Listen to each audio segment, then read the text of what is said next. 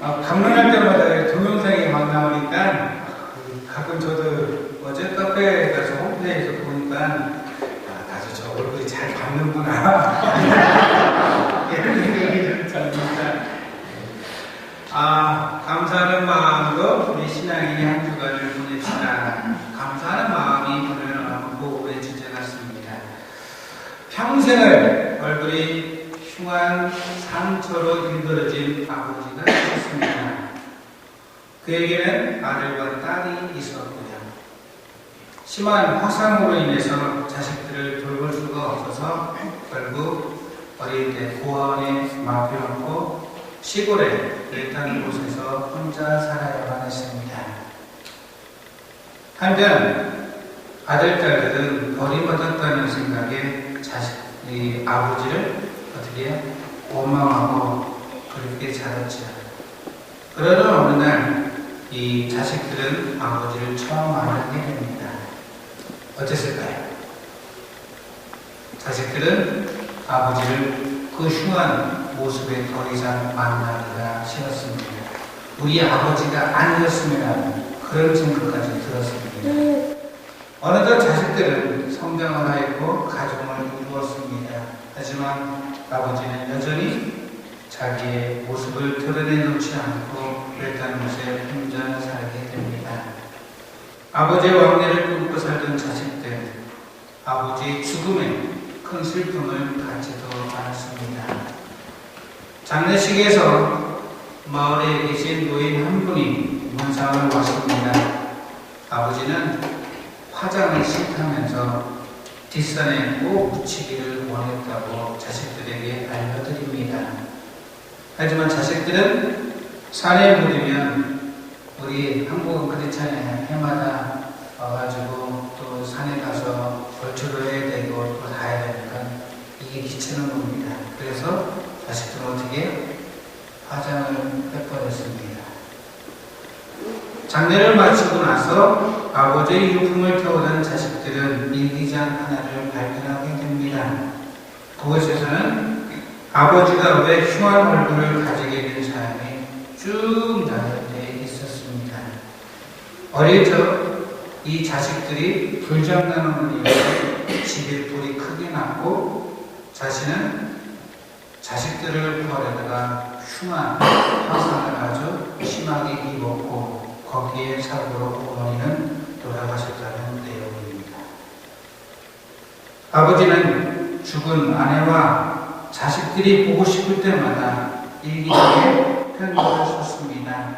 여보, 당신을 구하지 못한 날 용서해 주려. 그리고 자식들은 아들과 딸아, 아버지 역할을 제대로 못했지만 마지막 부탁이 있다. 내가 죽으면 부디 화장은 하지 말아다오. 평생을 밤마다 불에 타는 악몽에 시달리며 살아왔기 때문에.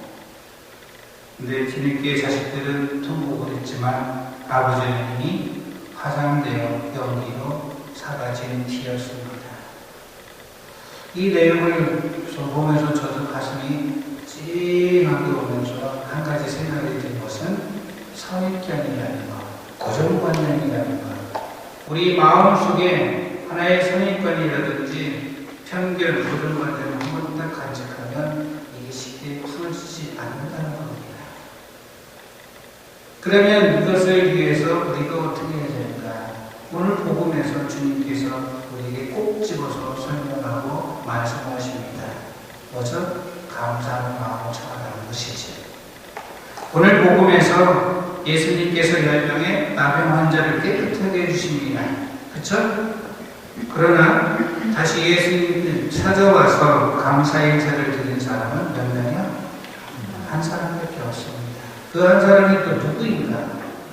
바로 이방인입니다. 즉 아주 극과 극으로 예수님 살았던, 우리 말하면 한국과 일본이라고 얘기하십니다. 하여튼 그런 관계에 대한 사람이라서 그런 사람이 감사하는 마음을 청하옵니다. 나머지 9명은 어쩌면 마치 자기가 빚을 받은 것처럼 생각하고 당연한 것처럼 생각하기 때문에 예수님께 내가 감사할 일이 없고 내가 상처를 아무거나 생각하는 그런 고정관념들이 있다면 감사할 수 있는 마음은 없습니다.